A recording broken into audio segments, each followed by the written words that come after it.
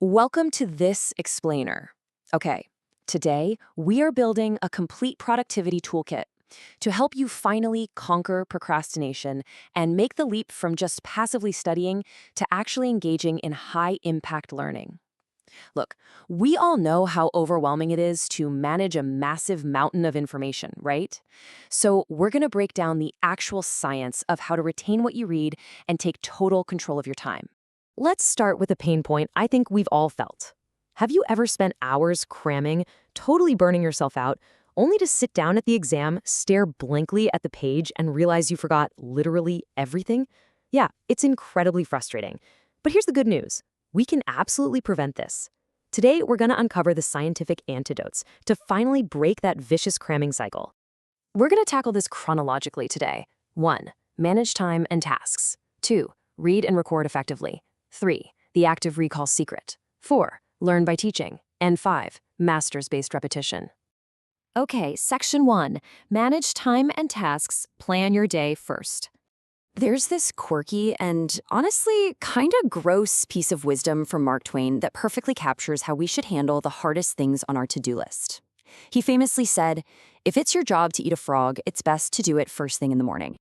Now, eating the frog sounds ridiculous, I know, but it's really just about identifying your most important, absolute dread-inducing task and knocking it out first thing.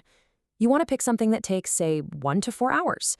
Doing this before you even check a single email removes your biggest mental roadblock for the day and puts you entirely in control. For the rest of your tasks, the Eisenhower matrix is a total game changer. It's essentially a 2x2 grid that helps you figure out what actually matters. If a task is important and urgent, do it now. But keep it to just 2 or 3 items tops so you don't burn out. Important but not urgent, schedule it. And those tasks falling into the not important buckets, you're going to want to delegate, postpone, or honestly, just discard them completely. So when it's time to actually sit down and do the work, try out the Pomodoro technique. It's actually named after one of those tomato-shaped kitchen timers. The idea here is that you alternate deep, heavily focused work sessions with short, mandatory breaks. It's absolutely brilliant for sustaining your concentration and staving off that dreaded mental fatigue. And when you take all these methods and combine them into a visual calendar, you end up with a sustainable, burnout-free week. A good time block schedule doesn't just map out classes and study blocks. It includes things like volunteering, sleeping in, and hanging out with friends. Because let's be real, scheduling your downtime is just as essential for your long-term productivity. Moving right along to Section 2, read and record effectively, capture information. You know when you crack open a textbook and just sort of passively read? Yeah, don't do that. Instead, use the SQ3R method to turn your reading into an active scavenger hunt. Step 1, survey by skimming the headings. Step 2, question. Literally turn those headings into questions. Step 3 is read, but specifically to find those answers. Step 4 is recite, where you recall what you just read right from memory. And Step 5, review. I promise this totally transforms how you process new information. To capture all that information efficiently, you gotta try the Cornell system. You just divide your page into 3 sections. During a lecture or while reading, you take your main notes on the right side. Then, right after, you use the left side, the Q column, to jot down key ideas and maybe some potential test questions. Finally, you pull it all together by summarizing the main takeaways at the very bottom. All right, Section 3, the active recall secret. Test your memory. Now, there is a really stark contrast between comfortable, passive studying and the slightly uncomfortable process of active recall. Look, passive studying, like endlessly highlighting your textbook, it feels super productive, right? But it just doesn't stick.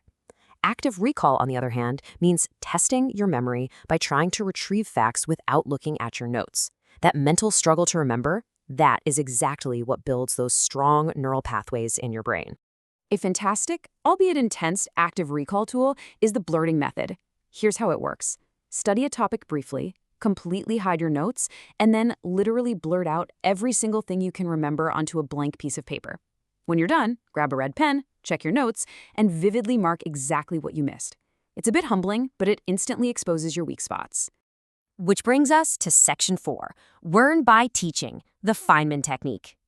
This is the Feynman technique, famously championed by Nobel laureate Richard Feynman. He essentially realized that we often use heavy jargon to mask a total lack of actual understanding. So the goal here is to try and explain a complex concept using words a 12-year-old would understand. If you find yourself stumbling around for big, fancy words, you don't actually get it yet. That's your cue to go back, review the material, refine your simple explanation, and archive it for later. Finally, we have Section 5, Master Spaced Repetition, Long-Term Retention. Okay, we really need to talk about this terrifying statistic. 80%. That is the amount of newly learned information your brain will literally dump from yesterday if you don't review it within 24 hours. No joke. So, to interrupt that natural forgetting curve, utilizing a concept called spaced repetition is absolutely critical. And the ultimate tool for spaced repetition is the Lightner system. Imagine you're grouping your flashcards into 3 boxes: easy, medium, and hard. Every single card starts out in the hard box. If you answer it correctly, awesome, promote it to the medium box. Get it wrong, demote it back to hard. Then you set a schedule. Maybe you review the hard cards 3 times a week, medium twice, and easy just once. It's brilliant because it forces you to spend your time struggling with the hard concepts instead of just confidently reviewing stuff you already know. We've built an incredible productivity toolkit today, covering everything from eating frogs to blurting on whiteboards. The science is incredibly clear, but actually taking that next step, well, that's entirely on you. So as you sit down and look at your schedule for tomorrow, I have to ask, what is the very first frog you're going to eat?